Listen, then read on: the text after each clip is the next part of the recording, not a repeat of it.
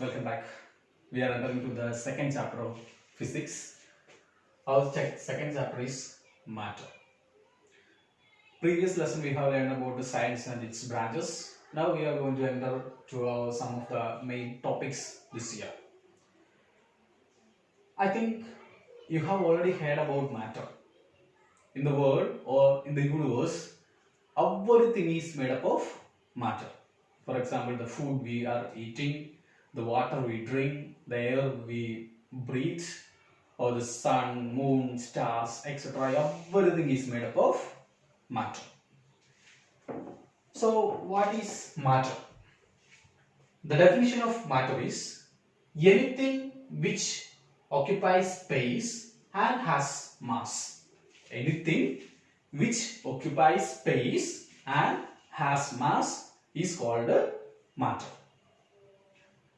Now, we are going to discuss about we are going to tell some examples. For example, water, then air, tree, then whatever things around us. For example, this pen or this board or this duster, our textbook, our everything, whatever things we have around us, which can be called as matter if it requires a space and it is having a mass.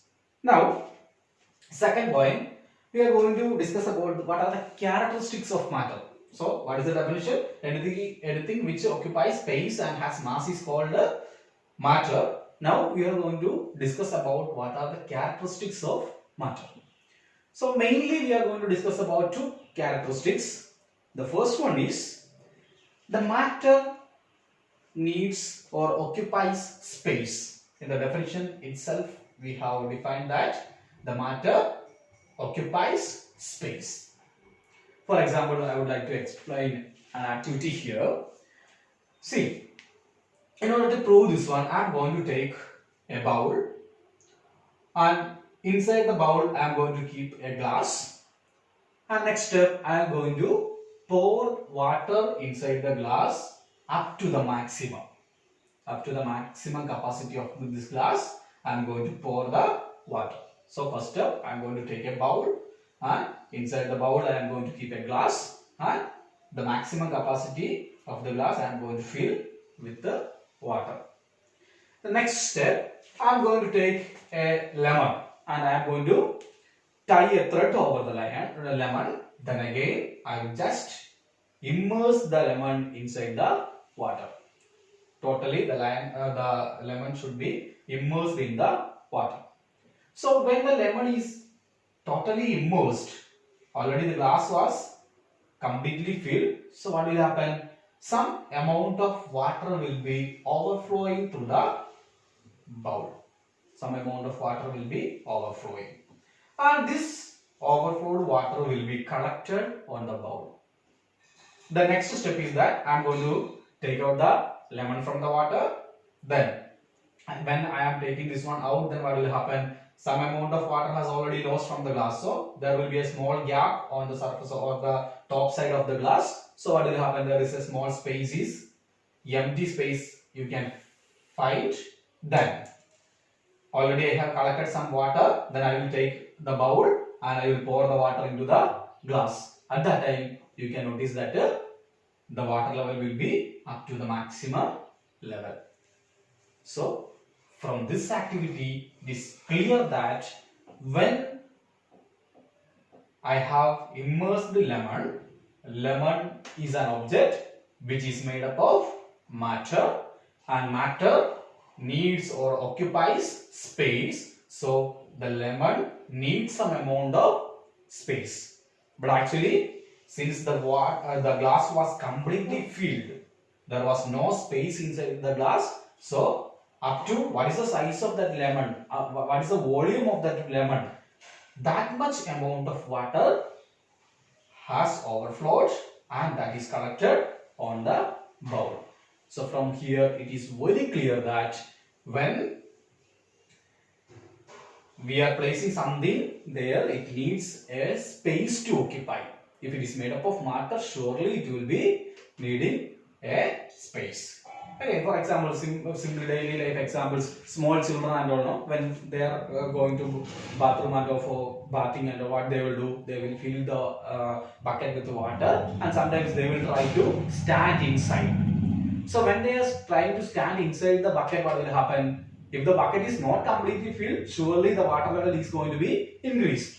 If the bucket is completely filled, some amount of water will be overflow. So from there it is clear up to what is the volume of that child's body, that much volume of water will be going out, because that much volume, that much space is required for the body to occupy. So the body, the things which is need occupy space, that is first characteristics.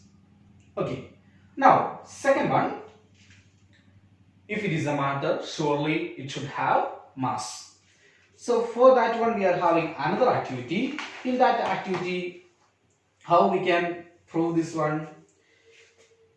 Now I am going to consider a spring balance. Now we are using a common balance. Before that we were having a spring balance. Spring balance means a rectangular body will be there. On the rectangular body there will be a small gap will be there. On the gap there is a pointer will be there. And the sidewise there will be markings will be there from 0 to 1 kilogram. Okay.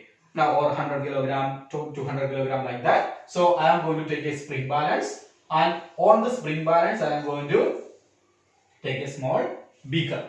Okay. So at that time pointer will be sometimes at the bottom, maybe 10 gram of the beaker. Beaker's mass is maybe 10 gram. Then what I will do, I will pour some amount of water on the beaker.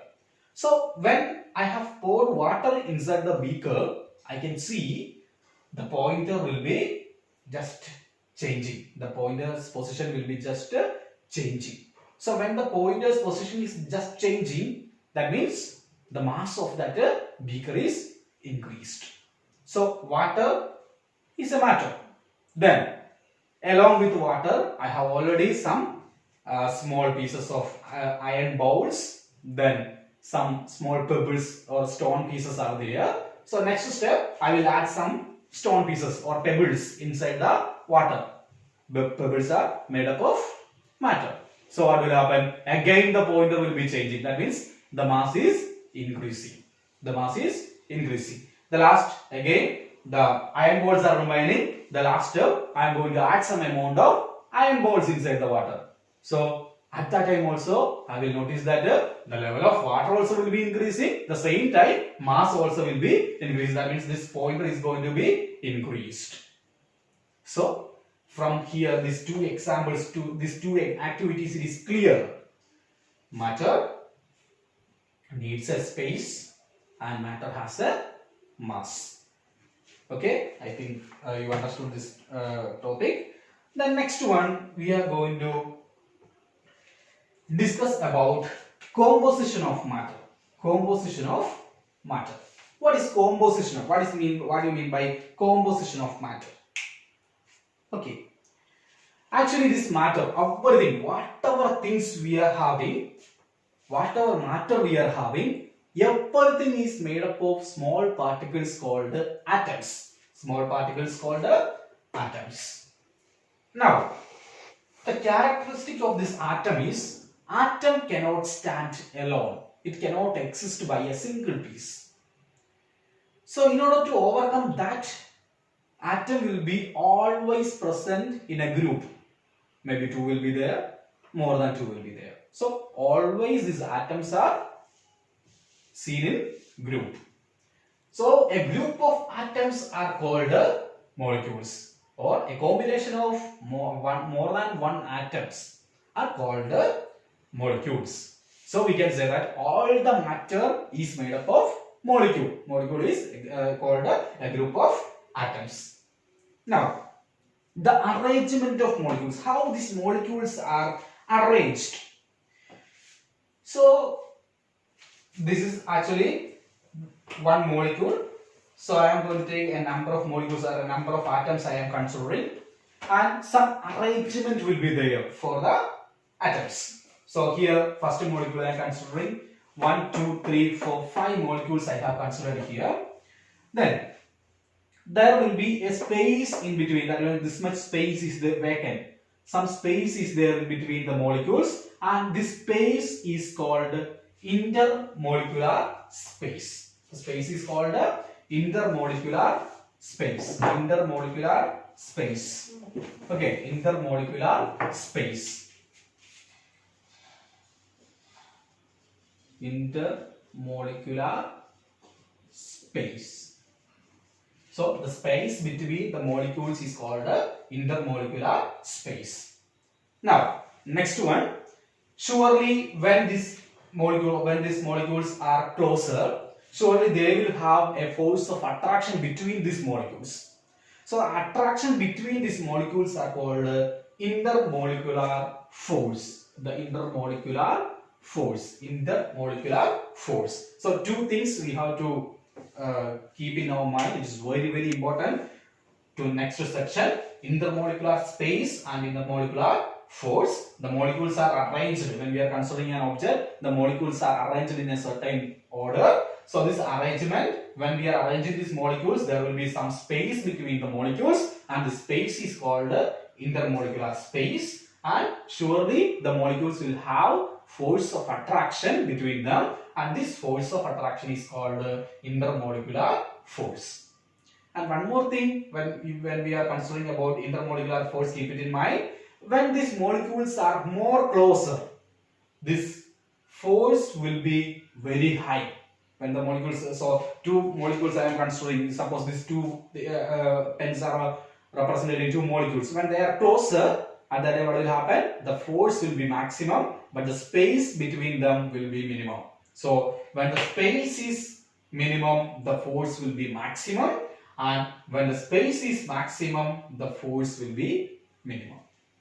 Okay, now we are moving to the next topic, states of matter. States of matter. So what do you mean by states of matter? I think already you have learned the lower sections. What are the states of matter? We are considering three states of matter mainly here: solid, liquid and gas. Solid, liquid and gas. Okay, the states of matter is actually controlled by the temperature. The states of matter is actually controlled by temperature. For example, you are having an ice cube. Okay, from the refrigerator, from the freezer, I am going to take an ice cube and I am going to keep this ice cube somewhere on a small bowl. I am taking inside the bowl. I am going to keep the ice cube. The moment when I keep ice cube outside, at that time it will start melting actually. Is it not? The water will be ice at 0 degrees Celsius. So the temperature will be 0 degrees Celsius. And when I am keeping the ice cube on a bowl, actually what will happen? The temperature is going to be increased. The temperature will be increased up to what temperature? Up to room temperature. That is the room temperature. Up to there, normally the temperature will increase.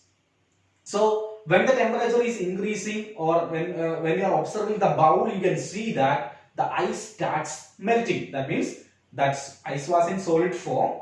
This solid form will be changing into liquid form. The ice will melt, and after some time you will not be able to see the ice piece on the bowl. That means solid form has been lost, and you will be having only liquid state. You will be having only liquid state. Suppose if you are having some amount of liquid, if you put in a vessel and if you keep the vessel on the stove, if you burn the stove, then after some time what will happen? The liquid will start boiling. The liquid will start boiling only at 100 degrees Celsius. So the temperature is increasing. So when it is 100 degrees Celsius, what will happen? It will change to the another state, gas. It will change to another state, gas. So actually the temperature is one of the main factors which controls states of matter: solid, liquid and gas. Okay, now again, if we are speaking about sun and stars, sun, we know it's very high temperature. So very high temperature, we are moving to the another state called plasma. Another state called plasma. So like that, some more states are there that we will be discussing in the higher classes. Okay, so here we are considering about three states of matter. The first one is solid, the second one is liquid, and the third one is gas. Okay, now this arrangement of how, see, actually first I have told that this states of matter are controlled by the temperature. So actually temperature increases means actually this molecular arrangement will be changing. Okay, so the arrangement of molecules are very important in the cases of states of matter. So first I am going to discuss about the arrangement of matter, arrangement of molecules in solids. Okay, so I think you can see this one.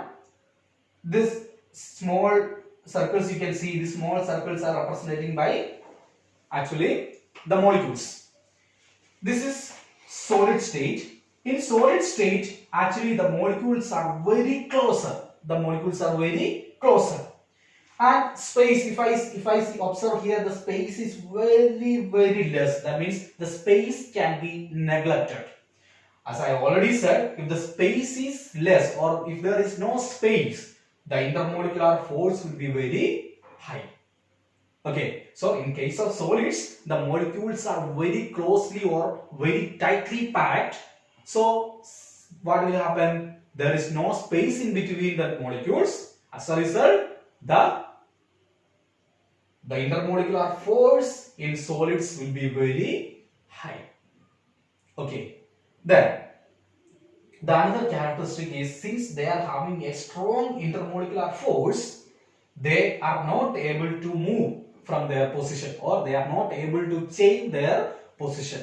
They can stay where they are, and they will have a small vibration without changing their position. They will be having a small vibration. So arrangement of molecules in solids, they are very closely packed.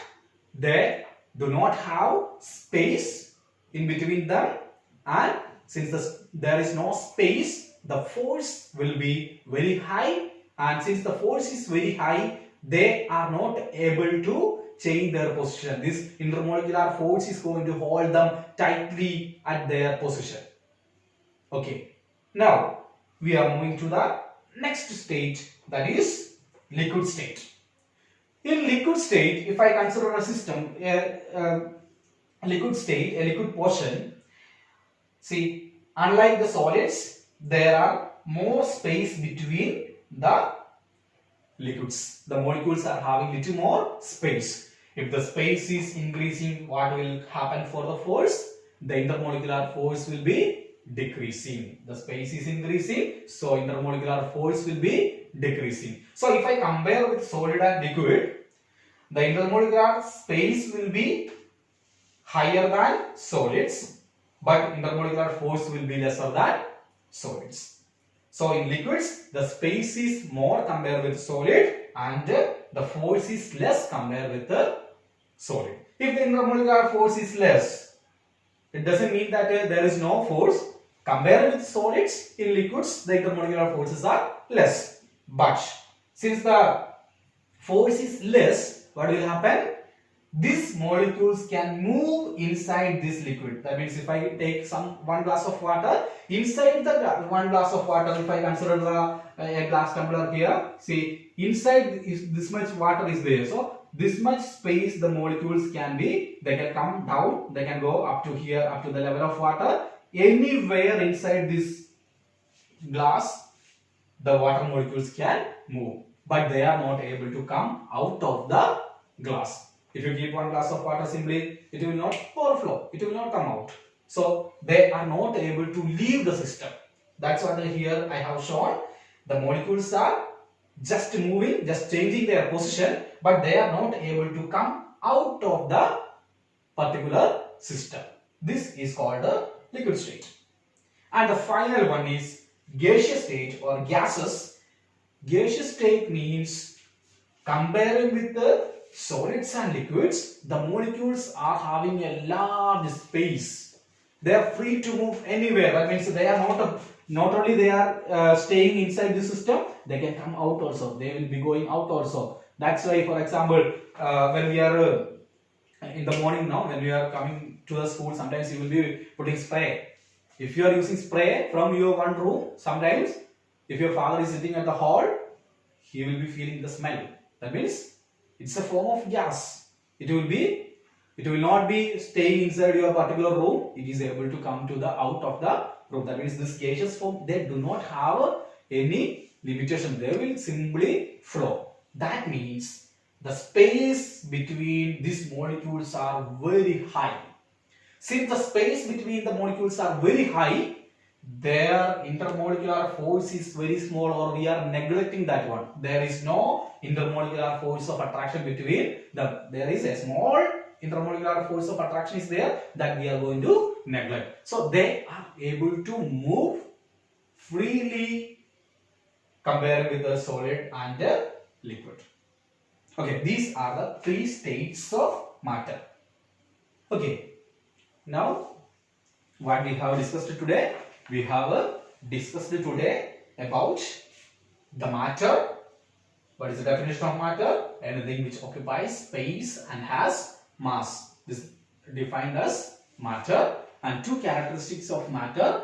Matter needs or occupies space. That means it requires, if the object is having a particular volume. If it is having a particular volume, surely it needs a space to occupy. Then, surely, if it is a matter, it will be having mass. It will be having mass. Then, after that, we have discussed about composition of matter. There we have seen everything. Matter, everything is made up of tiny particles called atoms. But this atom cannot exist independently. That means at only one atom. We cannot see one atom particularly standing somewhere. Surely, it will be combined with one or more than one atoms. So this combination of atoms are called molecules. Then molecular arrangement is there. Molecular arrangement, we are arranging the molecules. Sometimes the space will be there in between the molecules, and that is called intermolecular space. And next one, there will be a force of attraction between the molecules. They are called intermolecular force. And depending upon this arrangement of molecules and temperature, we have three main states of matter: solid, liquid and gases. In solid, the space is, there is no space, the force will be maximum, they are not able to move, they are not able to change their position.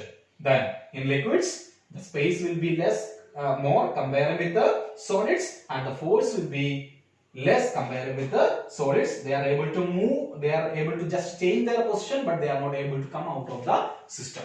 And finally, gaseous state. Gaseous state means what? The molecules are moving very freely. They are able to move anywhere, but they don't have any intermolecular force, or the force of attraction will be very less. Space will be maximum. They are able to flow without any limitations. Okay, I hope you have understood this one. Then there is a small work for you. True or false only. I will read out the statements. You can just note down the answers, find out the answer and note down on your physics copy. First question: matter occupies space and has mass. Matter occupies space and has mass. You have to find out whether it is true or false. Second question: air is matter. Air is matter. You have to find out whether it is true or false. Third one: the amount of matter contained in an object is known as its volume. The amount of matter contained in an object is known as its volume. Then you have to find out whether it is true or false. And final question: an atom is the smallest particle of matter that can exist independently. An atom is the smallest particle of matter that can exist independently. You have to write whether it is true or false. And one more activity is there. I will read out some 10 items. You have to classify them whether it is solid, liquid or gases. First one, cell phone. Second one, book. Third one, carbon dioxide. Fourth one, oxygen.